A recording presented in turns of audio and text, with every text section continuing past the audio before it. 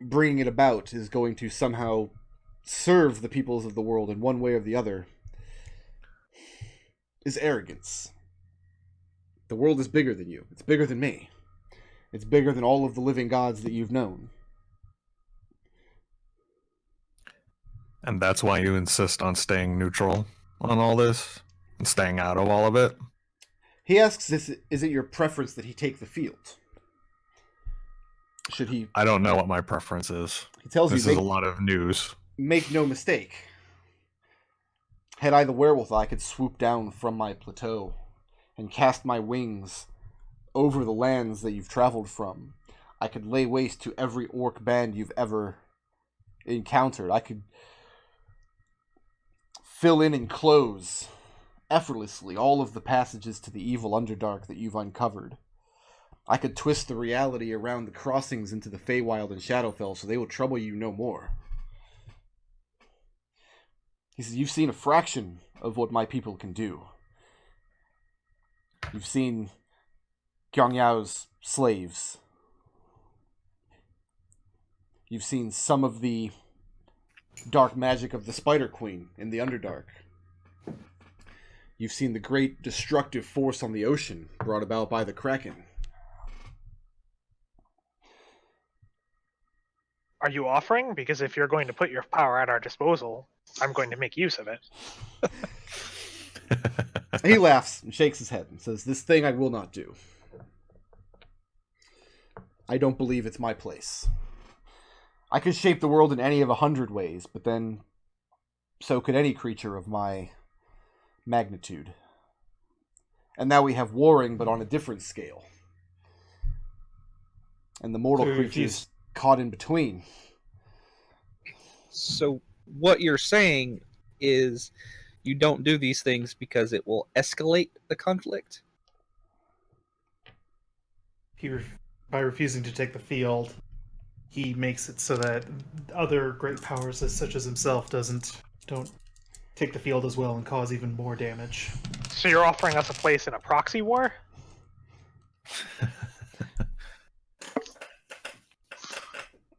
I mean, I guess my question is, do they not take the field because it would diminish their power, and whoever does that first will be struck down by the others? He says it's possible. This type of thing has happened in the past between dragons when they fought over territory. He says he's always personally found it better to live peacefully with his neighbors, if possible. And those that he cannot live peaceful with, instead of destroying them, eradicating them outright, giving them reasons to respect his borders. Gedwin-axe, you mean? Is one such example. That tends to be our position as well. He says, but more to the point, I feel a closing to the age that I have lived. I was young when there was the first cataclysm. Young and very foolish, naive to the ways of magic, naive to the hearts and minds of mortal creatures. And this isn't even now. I consider myself still a student.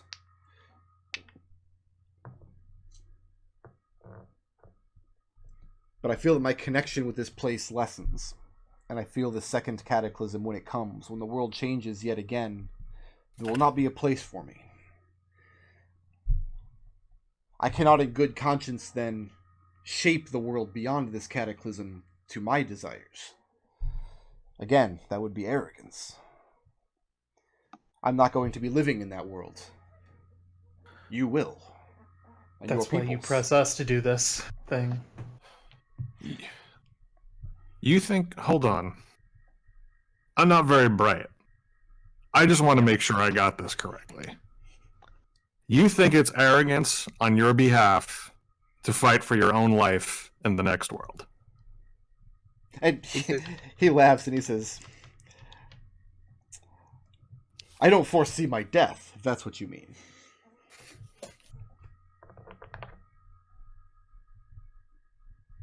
Right. But you're So not going to then- be here. What And- are you placing at our disposal? Because you wouldn't have asked us here for nothing.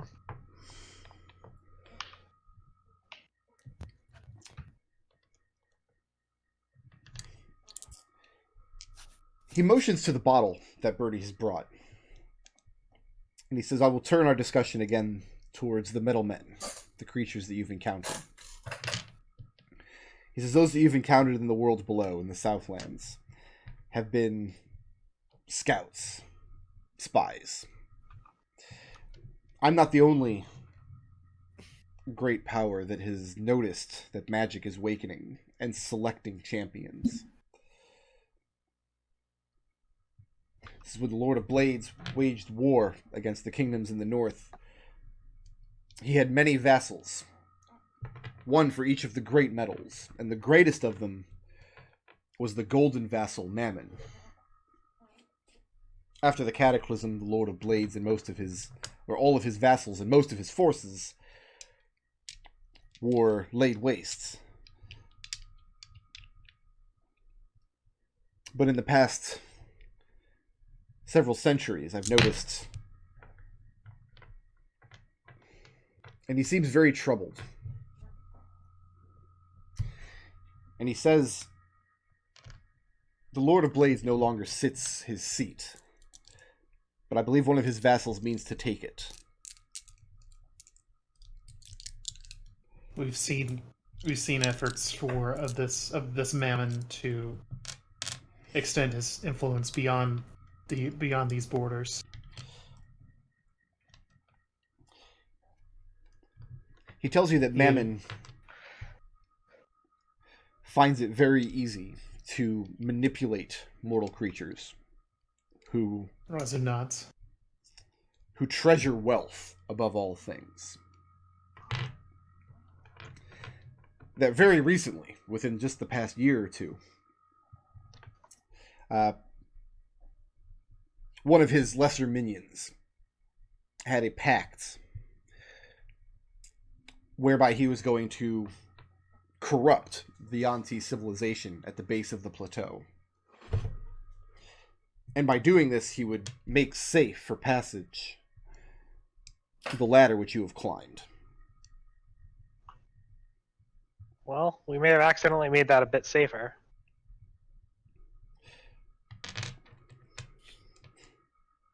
In coming up here, yeah. He says, wait, what did you do with all my mummies? Did you kill all of my mummies? We hunted them down one by one. Yeah. We'll kill your mummies if we have to, and even if we don't. They gave us mummy rot. It's a fair trade. No, he doesn't. Technically, they weren't dead when we got there. They're not actually his mummies, and also they regrow. So Really? That's interesting. Okay, so question, Mr. Great Glimmer, sir. Breniar. How do we kill Mammon? he tells you that you can't kill him any more than you can kill him. I mean, That kind of force, you don't kill, you usurp its power or make it so that it can access. He tells you that the danger that Mammon possesses is essentially the same danger that he's laid out about the cataclysm. He says the change is coming. It cannot be stopped. Mammon sees this as well as him and has decided to bend it to his own ends, to see that he comes out more powerful on the other side of it. It's Breniar's opinion that this would be a terrible thing for the mortal civilizations that rise afterwards. That he would prefer to put the shaping of this new world into the hands of the creatures that are going to have to live in it. So you want us to divorce Mammon from the Lord of Blades' influence and power? He says if you can do that, cut off the source of Mammon's power, then the coming world would be a brighter place.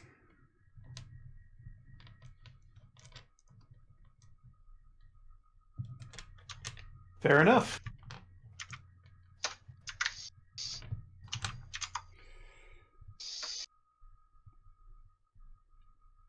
What are the cataclysm itself? He says he believes you may be able to shape that too.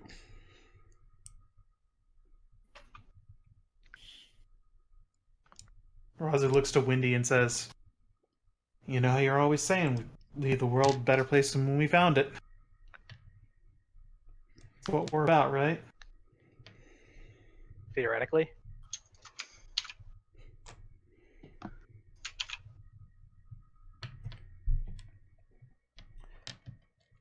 Are there a lot of you in on this? Does that sound like the thing we need to do? I mean, I don't think I'd have. We didn't know the specifics, but I wouldn't have gone through all the trouble with that mummy rot and climbing the ladder if I weren't.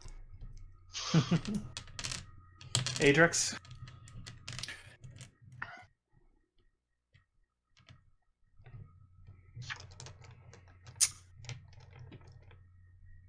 Adrex is lost in thought. Give him time. He'll come to a decision. Birdie, I don't have anywhere else to go. you have plenty of places to go, Birdie. So wait, when you leave, what are you going to do with your library? You're asking Brenier? Yeah. He asks what do you think he ought to do with it? I'll take it. To what end? What would you Sure, do you with have such plenty of knowledge in there that would become to good use in the world. He tells you that beneath these towers, he tells you that over his immense life,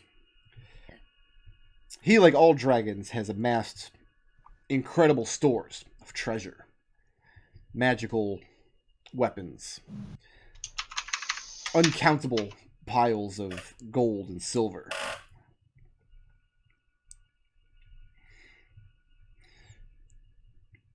A lot of these, his collection takes the form of magical objects that he deems too dangerous for mortals to wield.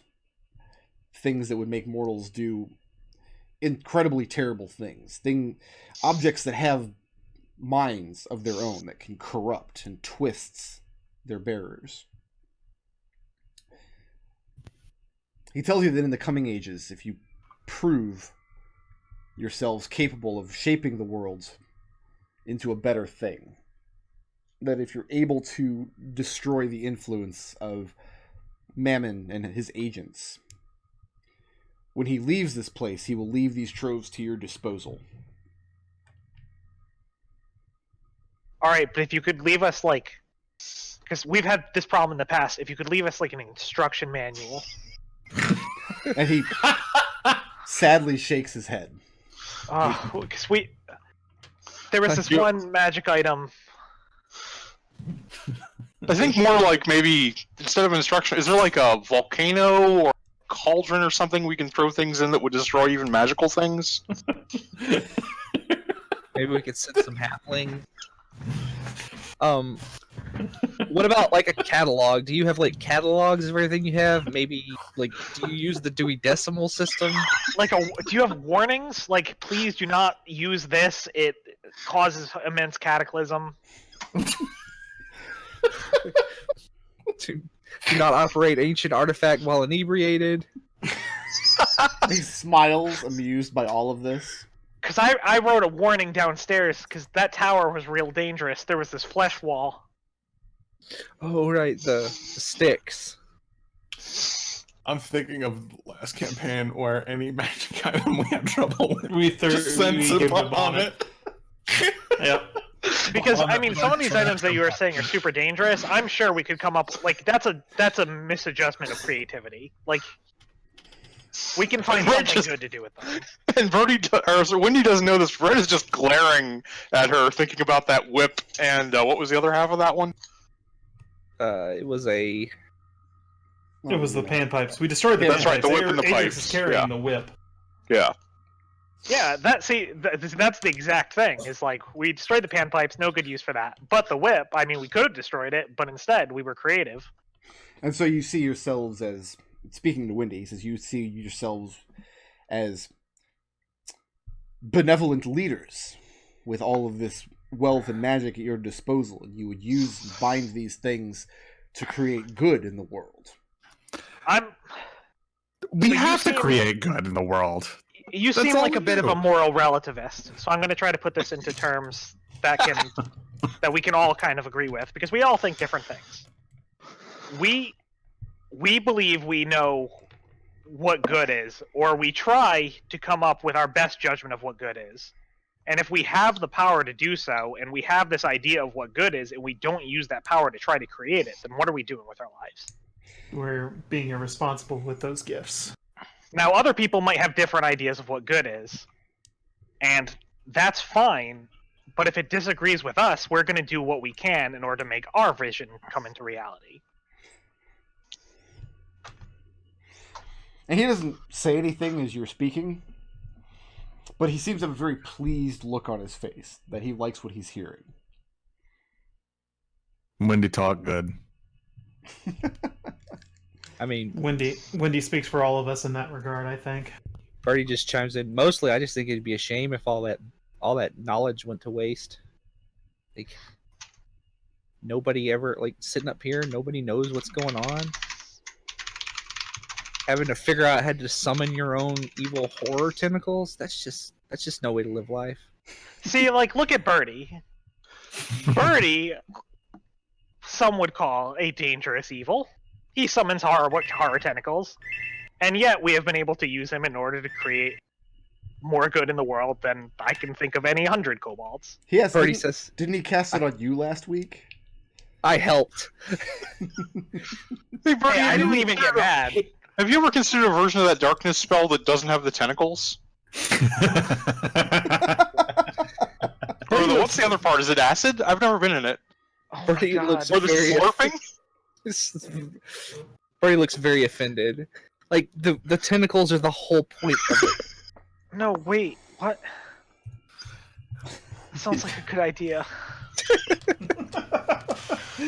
He asks Wendy, what Yeah. if the inverse is also true?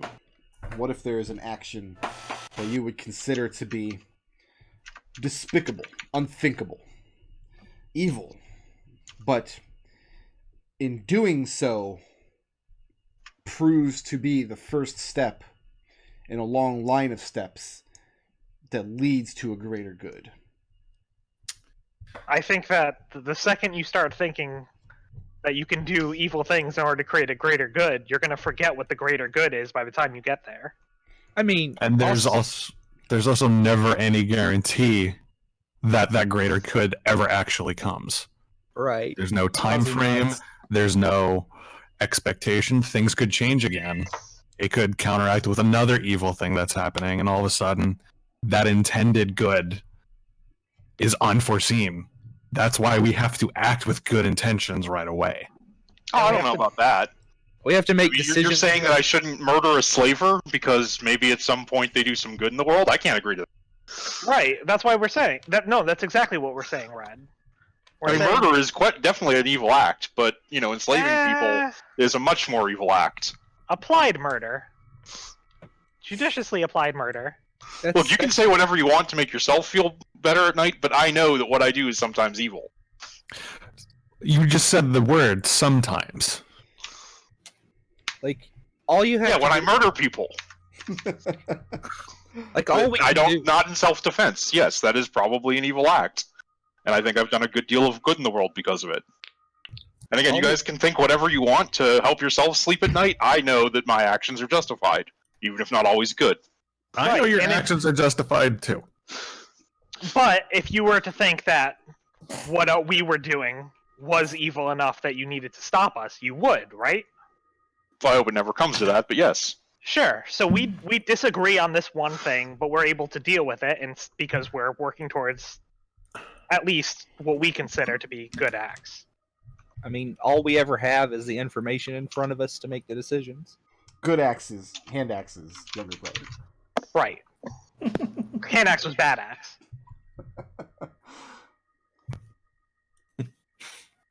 Okay.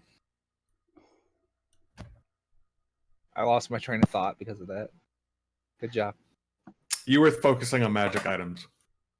Oh, right. By the way, Birdie pulls out that raised deadstone. Can you fix this? Fix? And he says, I could. Would you fix this? And he shakes his head. Says, I would It's not up to him. We're the ones who are developing this knowledge. He's leaving it to us to determine what and how it is to best be used. And Birdie looks at Raazu and says, "Shh, you're not helping." He's already made his decision. You're probably not going to be able to convince him of anything. He says that he would not repair this stone for the same reason he won't give you the keys to his stores. I thought you said you were going to give us the keys to your stores. He says Not he was yet, going to though. leave Not them yet. to you at the other side of Yeah. the cataclysm when he is gone Oh, from one okay. place. All right. But not dead. Is there He's gone, but not dead. is there any like tangible material assistance that we are going to walk away from this conversation with? Or like informational assistance? Like, do you know of any nearby evils? He Like, says he does, in fact. He knows of Well- one that is long dead. That's never stopped evil before. Well, sure. He says she was a great force for good in the ages before the cataclysm.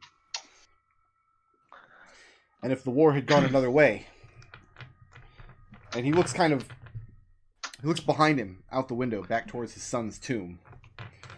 So she would have been my daughter by law.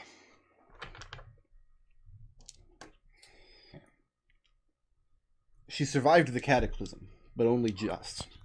A few people did. That had great magics binding them to particular places, particular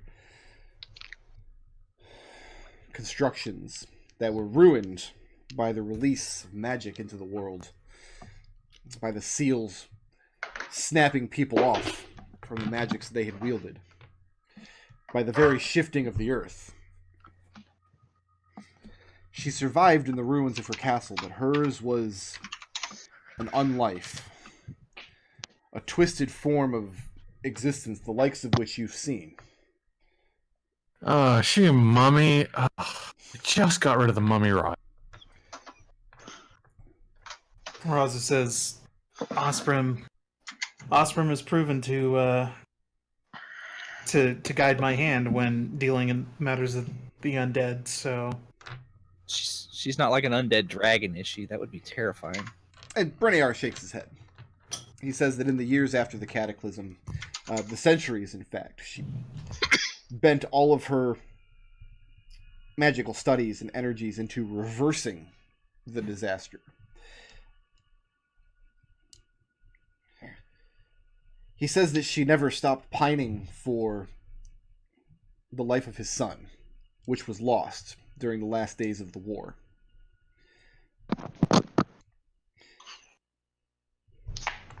There came a time when she was dealing in temporal magics, twisting and shaping the time stream in ways that could prove unimaginably destructive. And when this happened, champions arose from the south and destroyed her, ended her unlife, and left her already ruined castle an empty waste. So So we're good then? that doesn't sound like, but your tone suggests that that's not the end of the story then. There's a but. And he says, but pirates. God But, damn it. He says that in the way of material assistance, that this woman was immortal once, and she once fought for what she thought was good. She thought that the best way she could serve the world and its peoples was to reclaim the days before the cataclysm.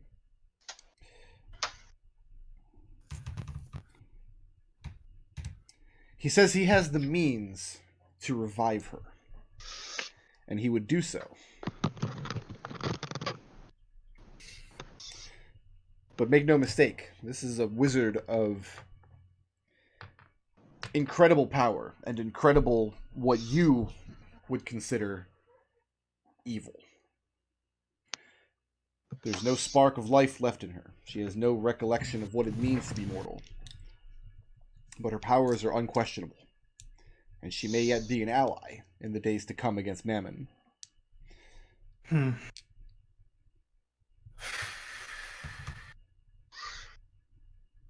Or she could rewrite time so this never happened. This doesn't seem like a smart move, in my opinion. It seems. No offense. Yeah, I'm very dubious about this as well. I'm sorry. You're not selling us on this plan. What?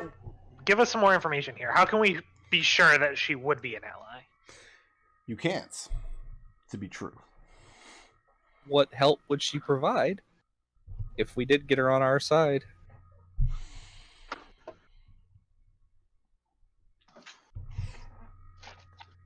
He looks at Birdie and says,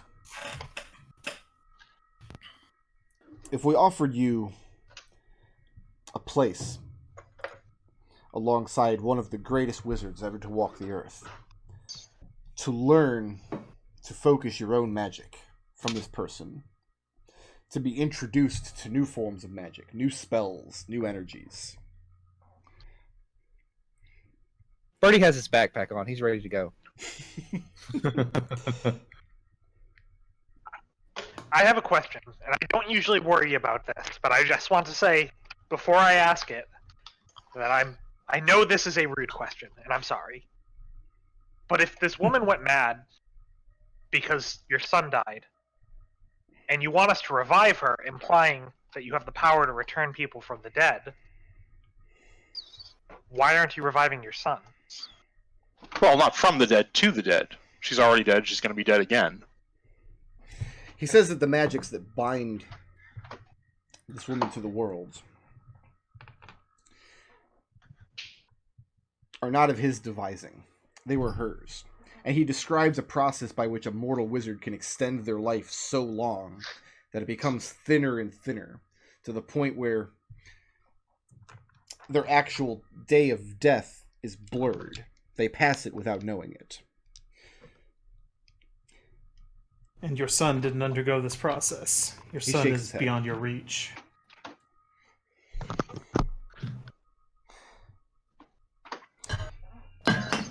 And he watches Birdie salivate as he describes the layers of magics that these wizards will undertake. Backup plans. They start guarding their life jealously, the way dragons guard wealth. That there would be contingency upon contingency to ensure that if their physical form is destroyed, their spirit remains. To ensure that if their spirit is banished, that it can reform. To assure that if the place that they're connected to is destroyed or laid to ruins, it can reform elsewhere. What's prohibited her from reforming at this point? A kobold lich would be incredibly powerful anyway, wouldn't it?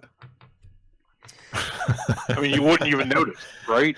That's the danger. You wouldn't even know that there was a lich in the room. It would just be a kobold. Yeah. There might be a lich in the room. How do you know? You guys have never seen Birdie's character sheet, just saying. He's awfully fond of random trinkets, isn't he? Yeah. He tells you that the heroes that destroyed her ages and ages ago took these precautions. For example, when you fought the mummies down in the tunnels of the ladder, you didn't merely destroy their form and set fire to them. You made sure to dig out and eradicate their hearts. This is one such example of a way that one of these creatures can preserve their lives.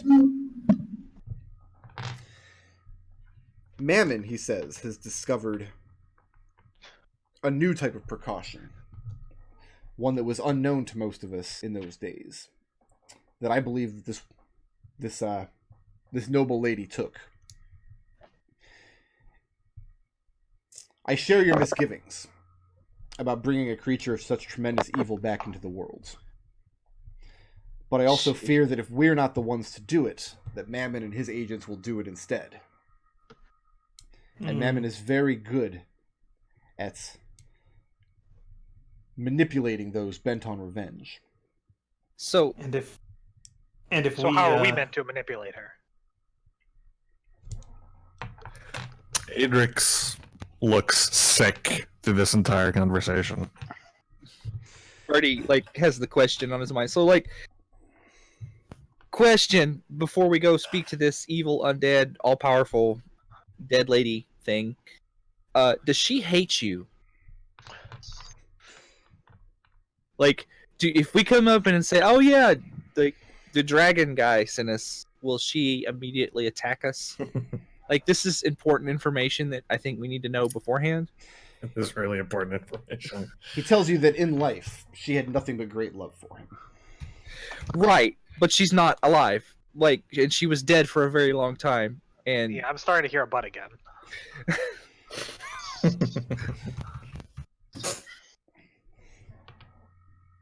He tells you that if you cannot bend the Lich, you cannot make her an ally,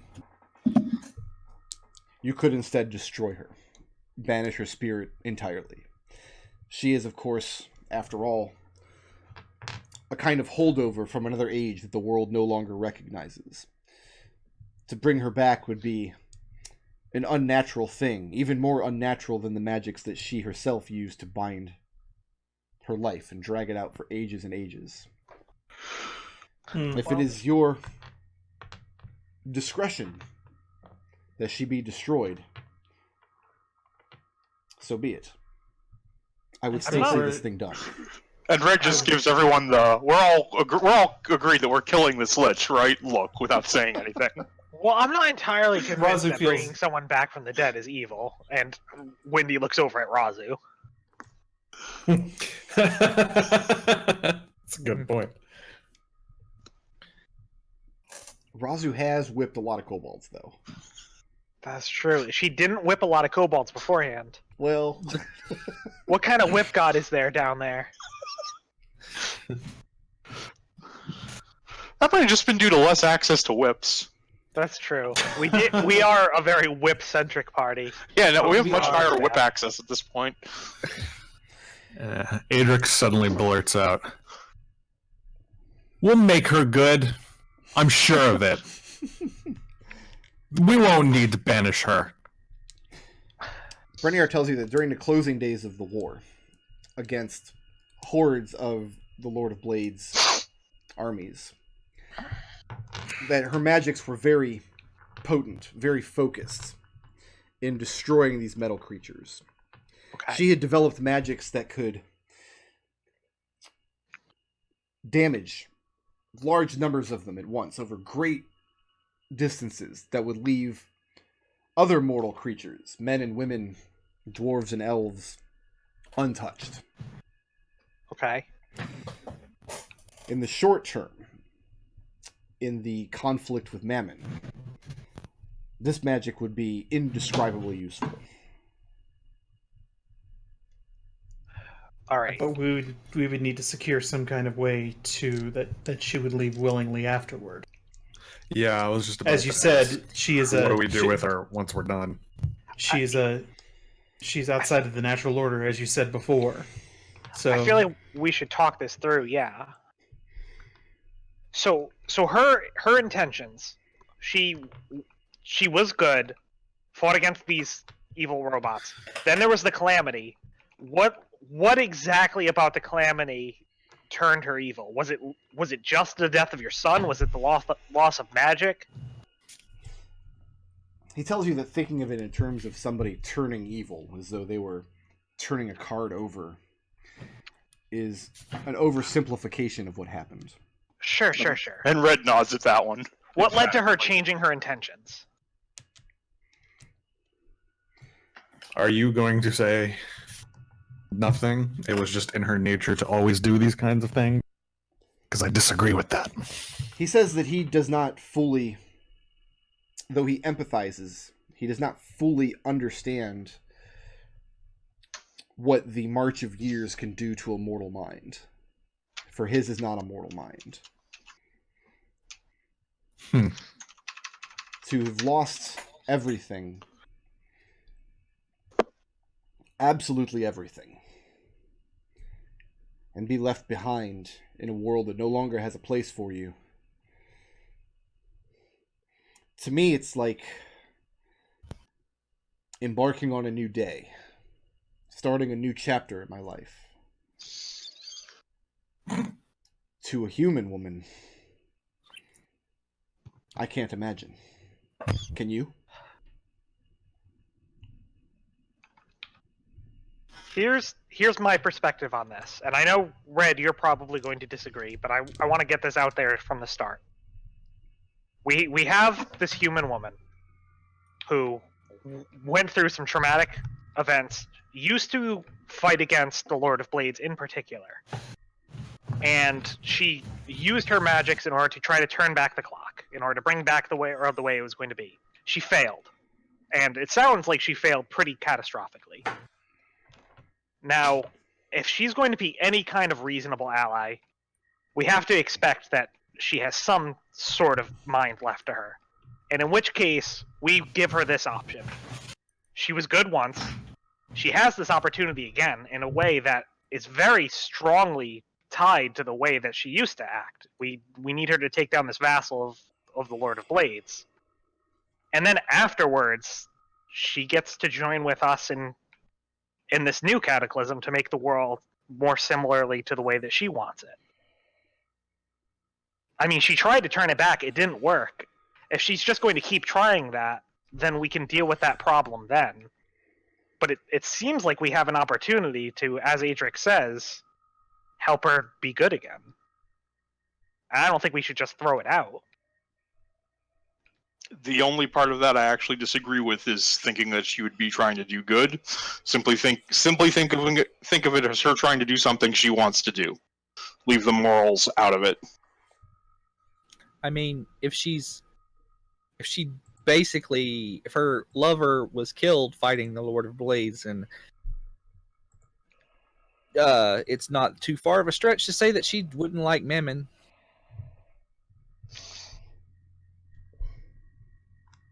No.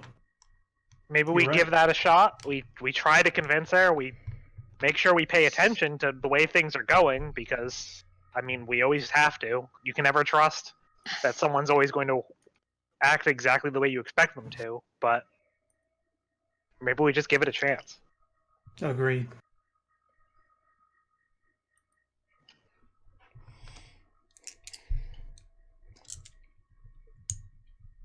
So you guys agree to embark on this quest?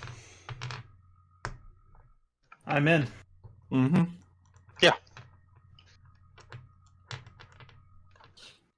Raazu looks to Adrex and Birdie.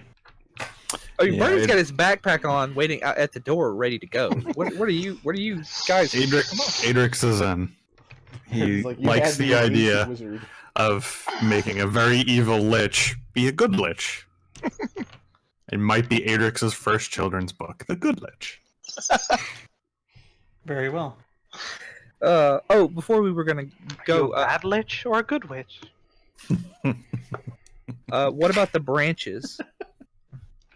The two of the three branches we got. Do you produce the branches? I don't have them. I think Wendy does. does. Wendy does. And Wendy will take them out. We found these in the House of Torment. They were being guarded by several more powerful undead. He tells you of the House of Dolreos. The House of Dolreos were... And he describes the heraldry that you saw. And they're the great die with different symbols on each face. He says the House of Dolreos were famous for being archers. Their skill with bow and arrow was unmatched, that his son trained at their keep for a time to learn and master these skills himself. He looks at the two branches. Which two do you have? By way of coloration. I believe. Let me check the sheet, because we did write it down.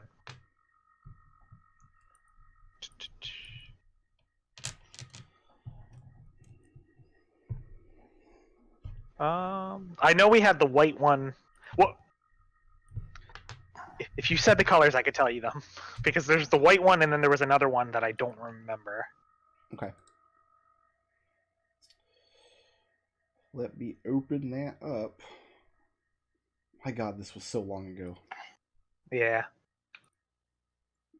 Fortunately, I have a document, or I have a folder here with all the documents from the ladder, which should be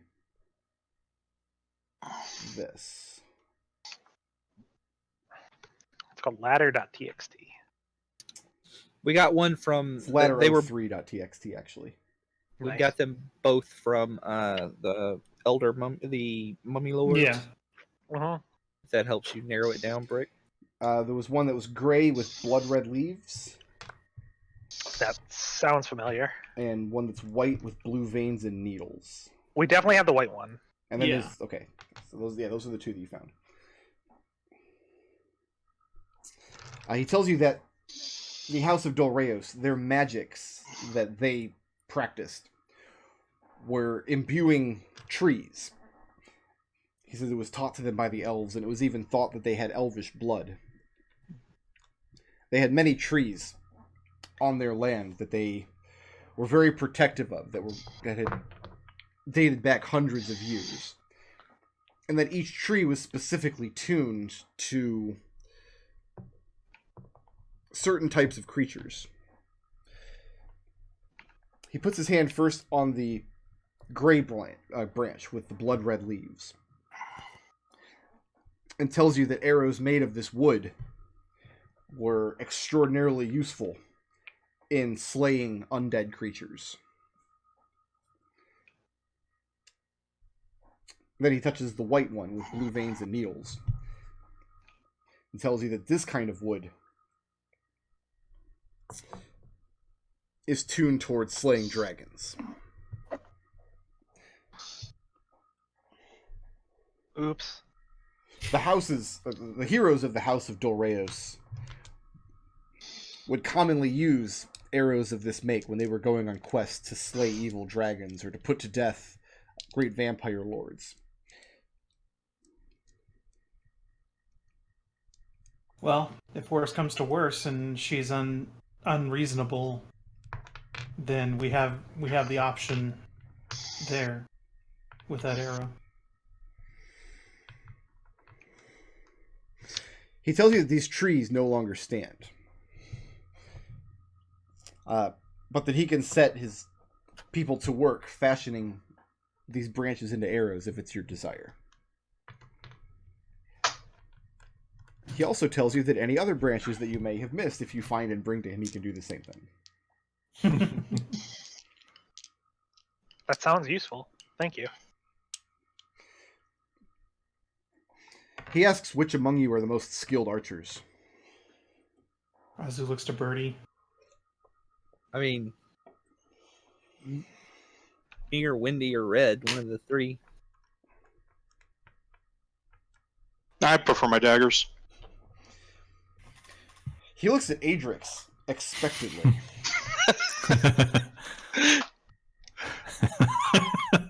I've been trying to think of what to say. Adrex does have the best dagger. I gave Adrex a bow once, and he chose to grab a log out of the fire and beat a ghost to death with that instead. Red says flatly. Breniar smiles a bit. He says, I've taught people how to use a bow. I can use a bow. It's just, when you got axes or like swords, like that's more than one bow. What? What it is? I you two hands, one bow, or two axes, two swords. Two is more than one. Two is more than one. He's not wrong. Don't agree with him. He's speaking sense. I mean, Red just shrugs. Like, at this point, he's accepted that Adrex is just someone who prefers to use melee weapons. I mean, I can use a bow. He rises from the table and moves to the back of the room and ruffles through some of the stores there. And he emerges and comes back holding a longbow. Oh. And it is enormous, 7 foot tall from end to end. And it's not currently strung. It's just the actual bow itself. He places it on the table, and he says that this bow was made by the craftsmen of the House of Dolreos. Good friends.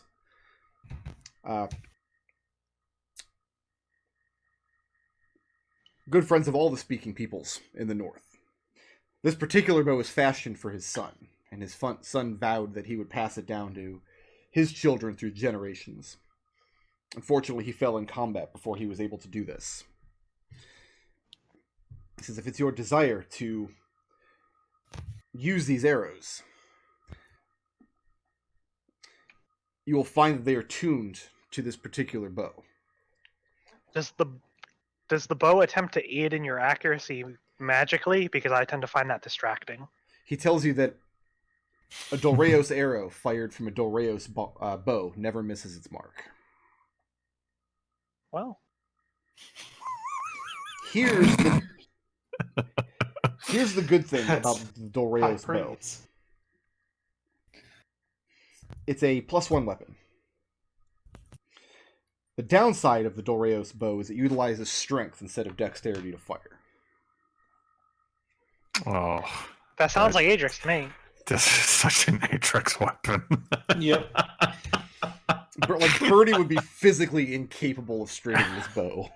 And like I said, he doesn't have the reach for it. Wendy finds +1 weapons distracting. By which I mean they prevent me from using my abilities.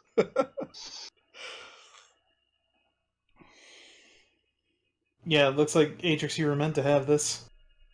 Also, I'm just throwing this out there. No offense, Adrex, but I can't think of a better person to have a bow that can't miss.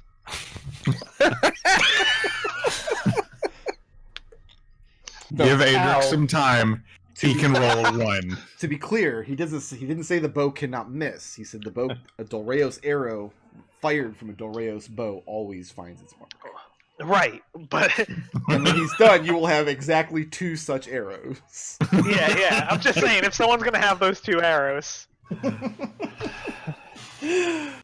Oh, goodness gracious me. Well, okay. So the way I see this is, Adrex, you're the only one who can make use of the bow when we're not using these arrows. When we are using these arrows, it doesn't matter. As long as gotta someone be knows how to here. use a bow, it's not going to miss. I mean, I can't. Adrex Sen is gonna have physically to- capable of. It is physically capable of doing capable of so. using it. What's Red's strength score? 10. 10? Probably not. He's not 16 proficient with for Raazu? longbows. Oh, okay. Well, definitely not. Raazu's proficient with longbows. Her strength score is 16. Yes, no? That's true, if you're- but Raazu's not a Dragonborn, and therefore Also. Brenier is not sentimental about her. Mm, Oh, there is that aspect of it too, huh? That would make Adrex's dad so pissed. If you're using someone else's bow, yeah. Yeah. Adrex is now on board with this plan. Yeah. it doesn't take much to make Adrex happy. Brenier We tells you found. he's glad fair. that you said that, because the place where you're traveling is a castle called Castle Voronacht, that the ruins of which, where you will find the Lich's body, what remains of her, lays within the realm that the Ice King calls his domain. Mm. Back to your old digs, huh, Adrex? So are you gonna Hmm. revive her from here, or is this like is she gonna be up when we get there, or do we have to do something when we get there to wake her up? Add water. He tells you that Gremlin? the heroes that destroyed her the first time killed her physical form, which is one layer of unlife that a lich has, banished her spirit to another realm. Again, asterisk, see previous campaign. Destroyed the relic that was binding her spirit to this world. And then planted a tree in her castle's courtyard, with a powerful dwarven ritual. As long as this tree was to grow, her spirit could never be called back. And in doing this, they feel that they had destroyed her utterly. Because what they did was planted this tree, used magics to make it grow very, very quickly, and then cause it to become petrified. Destroy this tree. We open the door. A stone tree made of adamantine that is impossible to destroy, that could weather any number of cataclysms that the world could throw at it. Well, ignore my words then. Southlings think they're very clever. So do we have to actually These weren't Southlings. I thought they were. I thought dwarves. Yeah. There used to be dwarves up here. Well, they're still Southlings are Southlings. dwarves. Yeah. So do we have to destroy the tree or just simply move the tree off out of the courtyard? He says he's going to give you a ritual that will reverse the process of petrifying the tree. At which point, cut it down, burn it, do what you will. And then nature, or unnature, as the case may be, will take its course. Very well. Nature. So wait, was her spirit trapped in like another plane for all these years? Asterisk, see previous campaign. Bernier doesn't know the answer to that question. He doesn't know anything about what goes on other planes. Okay. From the point of view of the heroes that destroyed her, they killed her form, destroyed her relic, and then blew her spirit off the world. Basically, from the point of view of your characters in the previous campaign, they'd be like, "Oh, that's Quain's." We could have found her the bus that gets back here. Leaves on Tuesdays. I mean, you guys don't want to lecture on the negative energy plane, is what I'm saying. Here's the problem, though, is like our characters haven't gone through all that stuff yet. Nope. So all of our characters are kids right now. Right. So when you're told that, like, yeah, we destroyed the evil wizard and then banished his ghost from the world forever, that sounds pretty good to you guys. That's what you do to an evil wizard's ghost. Yes. Sure does. Yep. Banishing. evil wizardess. All right.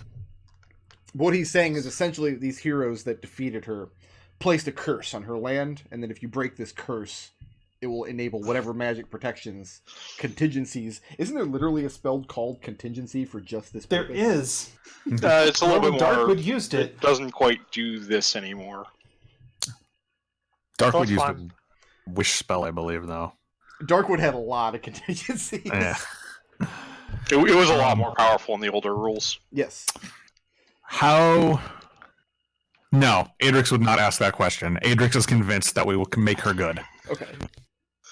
So, can we also get like an axe? Because chopping through trees has proven to be problematic in the past. I have a I saw. gotta say, yeah, that good call. I have a saw. Yeah, he can provide Why you don't with you use the saw on the roots? Like, I didn't. I got the Because it's saw funnier recently. this way. It's a newer Just saw. staring at him. It's newer than the roots. Yes, I just got the saw. Oh, Okay. Yeah. Like, I got the saw for that reason.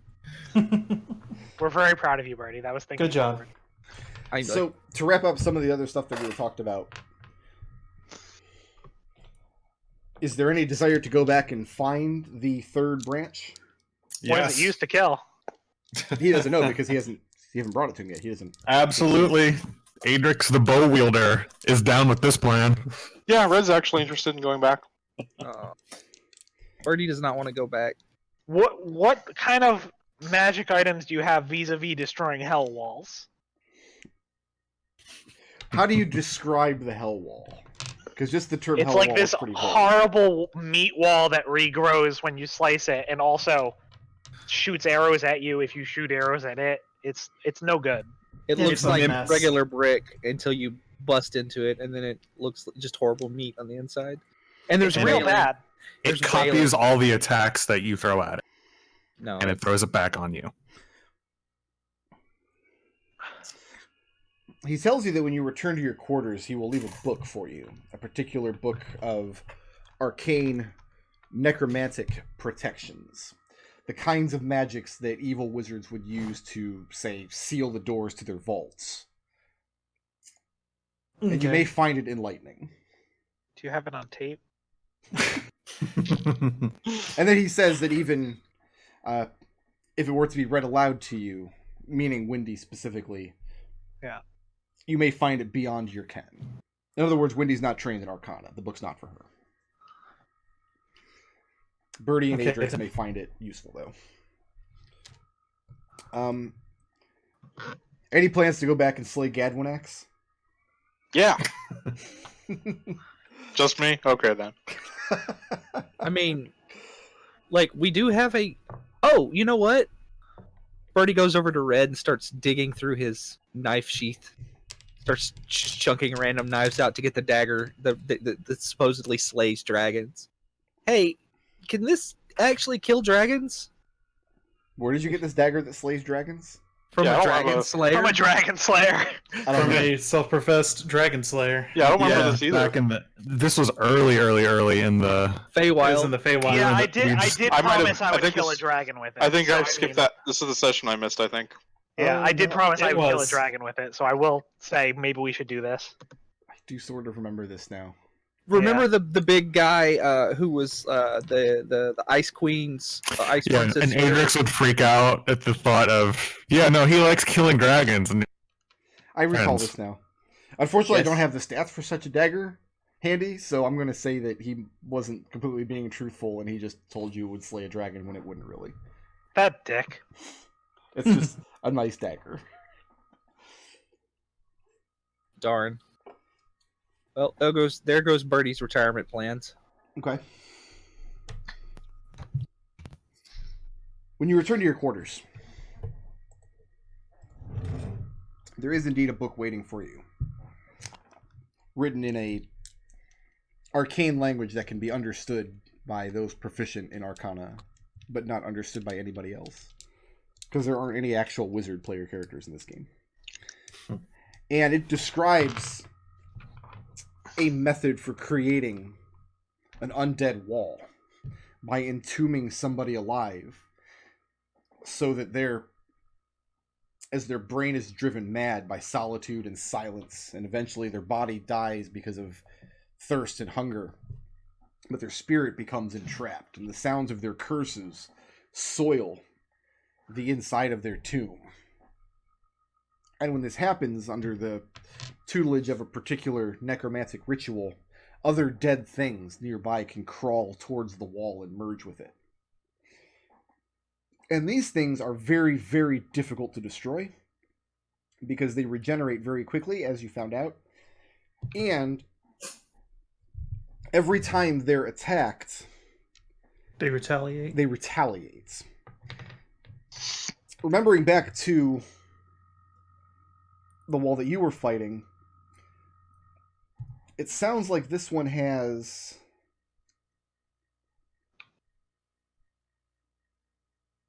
five creatures embedded within it, each of which retaliates when attacked. 2 with a sword, 1 with an especially painful greatsword, 1 with a spear, 1 that fires 2 arrows, and 1 that launches a firebolt. The best way to get through these walls is to destroy them very quickly. They recommend powerful magics or explosives. Blast as much as you can away from this wall in one attack. So I do have a pretty strong smite now. With Well- with a. Do they have any Before spell explosives for slot. us? I was going to ask, like, can we ask the little dragon children chitlins? Can we ask them if they have gunpowder laying around? We have been told that gunpowder exists. Have you guys actually seen any? I mean, Didn't No. the GIF emissary from the Southlands? Didn't he have He did. a rifle of some sort? He did indeed. Oh, okay. He had an arquebus.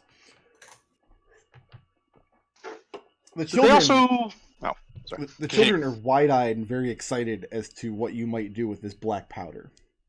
The Birdie child makes you're an ex- speaking to is proficient in kind of using it together with colored dyes, essentially to make fireworks. That's the most he's ever used it for, but it's his like particular specialty.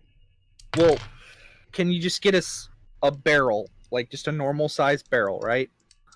Fill it to the top, like mix in, I guess, caltrops. Birdie looks around. He's like, "Does that sound good to you? Caltrops?" And then put a fuse on the top, and then that'll work. You mean like a candle wick? Like, I don't know. I don't know how to make a fuse. I figured that the fireworks kid would know how to make a fuse. So, what you get is a small wooden cask. Uh-huh. That Birdie could probably lift with both hands and carry. That's incredibly heavy because it's got a great amount of black powder and caltrops and other kinds of shrapnel in it. On top is nailed the wooden lid. A hole has been bored in the center and sealed with wax. And then through this, essentially a small candle wick is coiled on top. Several feet long. Thank you so much. By the way, if I could just talk to you aside for just a moment. All right, look, if Birdie asks you how to make this, I want you to lie to him.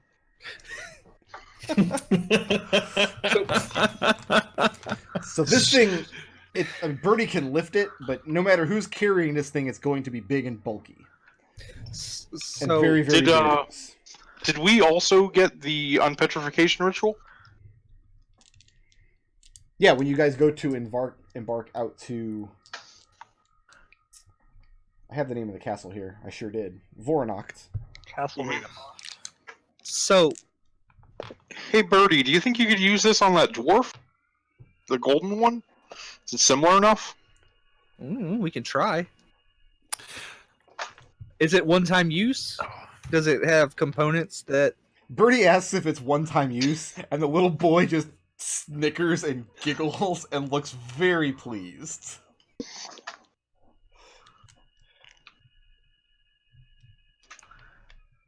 Okay. Also, can I get the recipe for this black powder? And he says for that, he would have to ask his father. Wendy looks over Birdie's head and nods. Okay, well, I'll just have to do that the next time we see him before we come back. All right.